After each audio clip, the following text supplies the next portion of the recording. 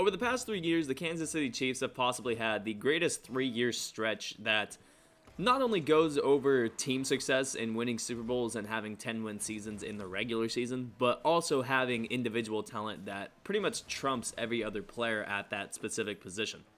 Since at least last year, Patrick Mahomes has been considered the best quarterback in the league. Travis Kelce has probably been considered the best tight end in the league in the past 3 years.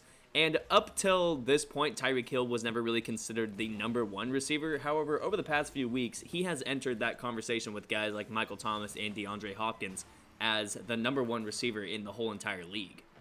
Not only is it hard for a team to garner this much talent on one side of the ball, it's hard for a team to have such an overpowered team on one side of the ball and have the sort of team success in terms of winning that the Kansas City Chiefs had. If you look at the Jets in the early 2010s when they were one of the more dominant defenses in the league, I mean, Darrelle Revis was a first-team All-Pro player in 2010. He didn't even have a single interception. That's just how good he as a player was and how much that affected the Jets as a whole in total. The Jets had made 2 straight AFC Championship games, but the team was marred by the fact that even though they were so good on defense, the offensive side of the ball was led by a Mark Sanchez quarterback and an aged LaDainian Tomlinson at running back who would retire just the next year. Because of this, the New York Jets were never able to put a Super Bowl trophy up on their mantle during the 2010s, and it led to the team pretty much fizzling out just a few years later with barely any of these players remaining. And this kind of situation is very common in the NFL. It's very common for a team to be very dominant on one side of the ball, but because of their lackluster performance on the other side, they either miss the playoffs in whole or they just do not end up competing for a championship.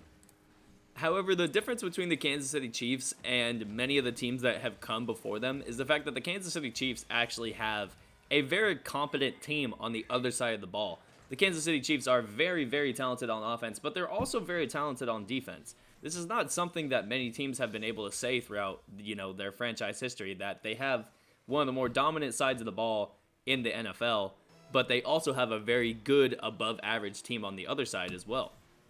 Now, statistically, the Kansas City Chiefs aren't very favored when it comes to their league rankings. They aren't very great against the run, and against the pass, they do give up a lot of yards.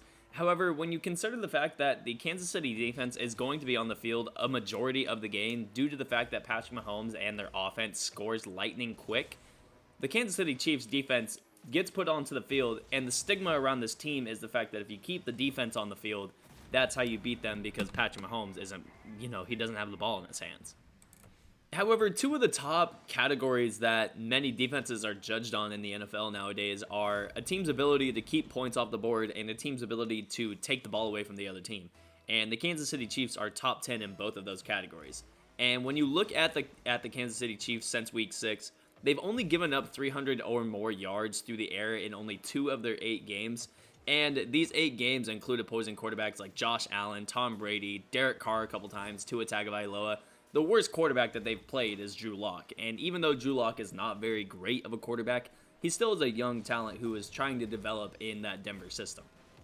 They also had a game earlier in the season in which they only gave up 70 yards through the air to Lamar Jackson and the Baltimore Ravens in Week 3, and in every single game this season except for one, they've had a takeaway from the opposing offense.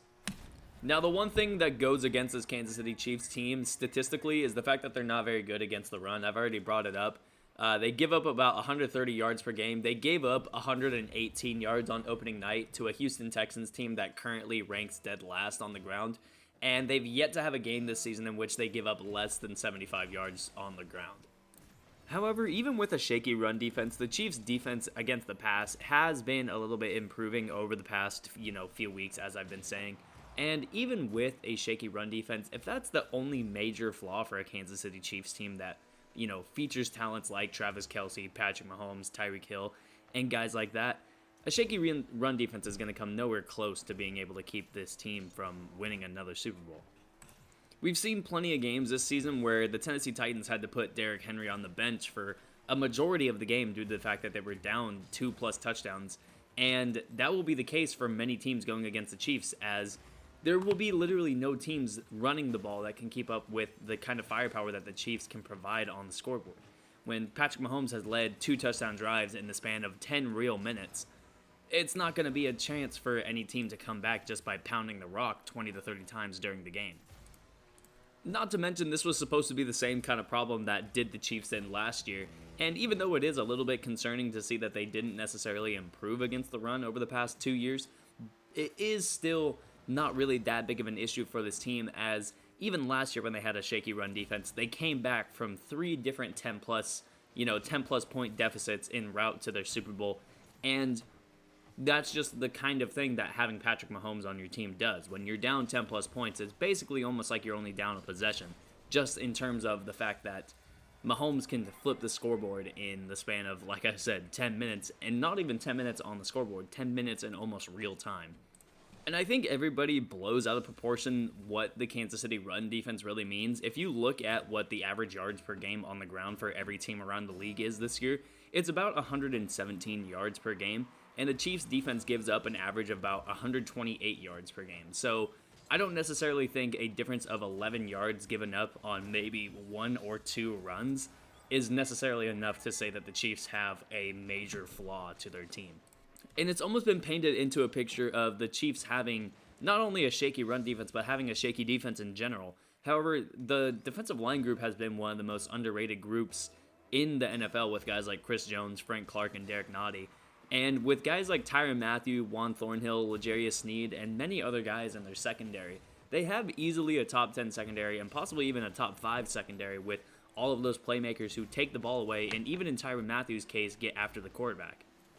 And like I said, even with a somewhat shaky looking run defense that does give up a lot of yards on the ground, there is almost no flaw that can take away from what Patrick Mahomes, Travis Kelce, and Tyreek Hill are able to do.